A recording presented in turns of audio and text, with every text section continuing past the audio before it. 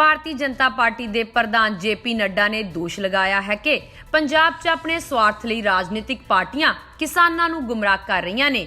ਉਹਨਾਂ ਨੇ ਦਾਅਵਾ ਕੀਤਾ ਹੈ ਕਿ ਹਾਲ ਹੀ 'ਚ ਕੇਂਦਰ ਸਰਕਾਰ ਵੱਲੋਂ ਲਿਆਂਦੇ ਗਏ ਖੇਤੀਬਾੜੀ ਸੁਧਾਰ ਕਾਨੂੰਨ ਕਿਸਾਨਾਂ ਦੇ ਹਿੱਤਾਂ 'ਚ ਦੁਰਅੰਦੇਸ਼ੀ ਅਸਰ ਦਿਖਾਉਣ ਵਾਲੇ ਹਨ। ਉਹਨਾਂ ਕਿਹਾ ਹੈ ਕਿ ਇਹ ਕਾਨੂੰਨ ਕਿਸਾਨਾਂ ਦੇ ਹਿੱਤਾਂ ਵਿੱਚ ਹੀ ਹਨ। ਤੁਹਾਨੂੰ ਦੱਸ ਦਈਏ ਕਿ ਪੰਜਾਬ ਭਾਜਪਾ ਦੇ ਸਾਬਕਾ ਪ੍ਰਧਾਨ ਕਮਲ ਸ਼ਰਮਾ ਦੀ ਜਾਂਚ 'ਚ ਆਯੋਜਿਤ ਇੱਕ ਸਮਾਗਮ ਨੂੰ ਸੰਬੋਧਨ ਕਰਦਿਆਂ ਹੋਇਆਂ ਜੇਪੀ ਨੱਡਾ ਨੇ ਬੀਜੇਪੀ ਨੂੰ ਪੰਜਾਬ 'ਚ ਨੰਬਰ 1 ਪਾਰਟੀ ਬਣਾਉਣ ਦੀ ਅਪੀਲ ਕੀਤੀ ਹੈ। ਉਹਨਾਂ ਕਿਹਾ ਹੈ ਕਿ ਸਾਨੂੰ ਪੰਜਾਬ 'ਚ ਨੰਬਰ 1 ਪਾਰਟੀ ਬਣਾਉਣ ਦਾ ਸੰਕਲਪ ਲੈ ਕੇ ਅੱਗੇ ਚੱਲਣਾ ਪਵੇਗਾ। ਉਹਨਾਂ ਕਿਹਾ ਕਿ ਪੰਜਾਬ 'ਚ ਬਹੁਤ ਪ੍ਰਤਿਭਾ ਤੇ ਤਾਕਤ ਹੈ, ਸਾਨੂੰ ਸਿਰਫ ਆਪਣੀ ਤਾਕਤ ਨੂੰ ਪਛਾਣਨ ਦੀ ਲੋੜ ਹੈ। ਨਾਲ ਹੀ ਪੰਜਾਬ 'ਚ ਸ਼ਹਿਰਾਂ ਦੇ ਦਾਇਰੇ ਤੋਂ ਨਿਕਲ ਕੇ ਪਿੰਡ-ਪਿੰਡ ਤੱਕ ਜਾਣ ਦੀ ਲੋੜ ਹੈ। ਤੁਹਾਨੂੰ ਦੱਸ ਦਈਏ ਕਿ ਭਾਜਪਾ ਪ੍ਰਧਾਨ ਜੇਪੀ ਨੱਡਾ ਨੇ ਪੰਜਾਬ ਦੇ ਮੁੱਖ ਮੰਤਰੀ ਕੈਪਟਨ ਅਮਰਿੰਦਰ ਸਿੰਘ ਨੂੰ ਵੀ ਚੁਣੌਤੀ ਦਿੱਤੀ ਹੈ। ਉਹਨਾਂ ਕਿਹਾ ਹੈ ਕਿ ਜੇਕਰ ਉਹਨਾਂ 'ਚ ਸਿਆਸੀ ਇਮਾਨਦਾਰੀ ਬਚੀ ਹੈ ਤਾਂ ਉਹ ਸਵੀਕਾਰ ਕਰਨ ਕਿ ਕਾਂਗਰਸ ਤੋਂ ਗਲਤੀ ਹੋਈ ਹੈ।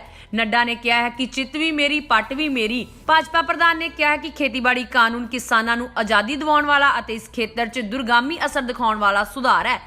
ਭਾਜਪਾ ਪ੍ਰਧਾਨ ਨੇ ਕਿਹਾ ਕਿ ਕਾਂਗਰਸ ਨੇ ਆਪਣਾ ਚੋਣ ਮੈਨੀਫੈਸਟੋ 'ਚ ਖੇਤੀਬਾੜੀ ਸੁਧਾਰ ਸੰਬੰਧੀ ਜੋ ਵਾਅਦੇ ਕੀਤੇ ਸਨ मोदी सरकार ने वो भी पूरे किए हैं, पर कांग्रेस हुण विरोध लई विरोध की राजनीति कर रही है। ब्यूरो रिपोर्ट एकम टीवी। हमारी महामंत्रियों की जिम्मेवारी बनती है।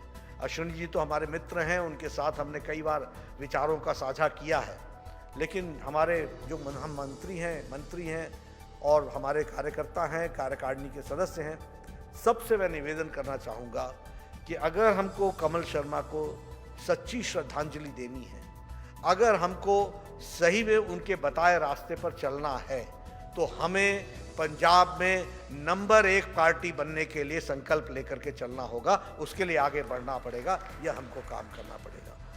मैं उस समय भी कहता था, आज भी कहता हूँ कि पंजाब में बहुत बड़ा टैलेंट है और बहुत ताकत है।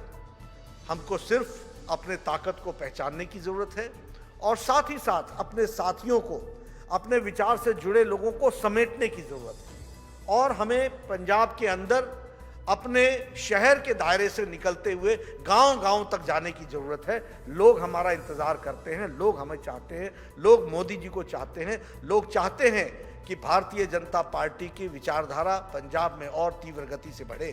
उसके बढ़ाने के वाहक हमको बनना पड़ेगा। यही कमल जी के लिए सच्ची श्रद्धांजलि। अब आज जब मैं पंजाब के बारे में बातचीत कर रहा हूं तो मैं ये भी बताना चाहूँगा कि पंजाब में राजनीतिक तौर पर राजनीतिक दल किसानों को गुमराह करने की कोशिश कर रहे हैं, और ये राजनीतिक कारणों से कर रहे हैं, किसान के कारण से नहीं कर रहे हैं। ये इसलिए नहीं कर रहे हैं कि उन्होंने कोई किसान का भला करना है, ये इसलिए नहीं कर रहे हैं क्योंकि पंजाब का किसान जिसने हरित क्रांति में एक बहुत बड़ा योगदान किया है, उनको कोई सही रास्ता दिखाना है। नहीं, उन्हें गुमराह करते हुए अपना राजनीतिक स्वार्थ सिद्ध करना है, इसके लिए वो काम कर रहे हैं। और ऐसे में भारतीय जनता पार्टी की जिम्मेवारी विशेष हो जाती है। जहां लोग हमारे विषय को गुमराह कर रहे हों, वहां राह पर लाना, लोगों को सच्ची बात समझाना, यह भी हमारी जिम्मेवारी हो जाती है। मित्रों, हम सब जानते हैं कि बहुत लोगों ने किसान नेता होने का दावा किया। बहुत से नेता ऐसे हुए जो सारे जीवन किसान नेता के रूप में स्थापित रहे। बहुत से ऐसे लोग हुए जो किसान नेता के रूप में जाने गए, और जाने कैसे गए? क्योंकि वो किसान की बात करते रहे। लेकिन सच्चाई ये है, और ये यही नहीं, पंजाब की बात नहीं कर रहा हूं मैं, हरियाणा की बात नहीं कर रहा हूं मैं, पश्चिमी उत्तर प्रदेश की बात नहीं कर रहा हूं मैं, सारे भारत की बात कर रहा हूं कि जो लोग किसानों के नेता के नाम पर स्थापित हुए, वह किसानों के साथ लिप सर्विस करते रहे, जवान से बोलते रहे, मुंह से डिमांड उठाते रहे, लेकिन सही में किसान की तस्वीर बदले, किसान की तकदीर बदले, किसान की स्थिति बदले, इसके लिए किसी ने कुछ नहीं किया। अगर किसी ने किया है आजाद भारत में, तो भारत के प्रधानमंत्री नरेंद्र मोदी जी ने किया है। यह हम गौरव के साथ कह सकते हैं, गर्व के साथ कह सकते हैं। और फिर मैं कहूंगा, यह कहने के लिए नहीं कह रहा हूं मैं। आप बताइए, स्वामीनाथन कमीशन, ये इसकी रिपोर्ट यूपीए के समय आ गई थी कि नहीं आ गई थी?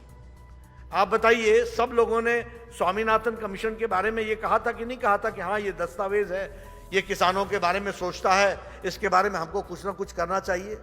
तो करने से रोका किसने था? यूपीए की सरकार को किसने रोका था?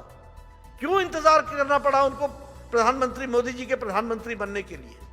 और जब प्रधानमंत्री मोदी जी बने तो फिर से जो स्वामीनाथन रिपोर्ट धूल फांक रही थी, उस स्वामीनाथन रिपोर्ट को निकाल करके ला करके उसकी रिकमेंडेशंस को मानने का भी काम किया और लागत का 1.5 गुना देने का निर्णय नरेंद्र मोदी जी की सरकार ने किया है। इस बात को ध्यान में रखना चाहिए, ये काम उन्होंने किया है।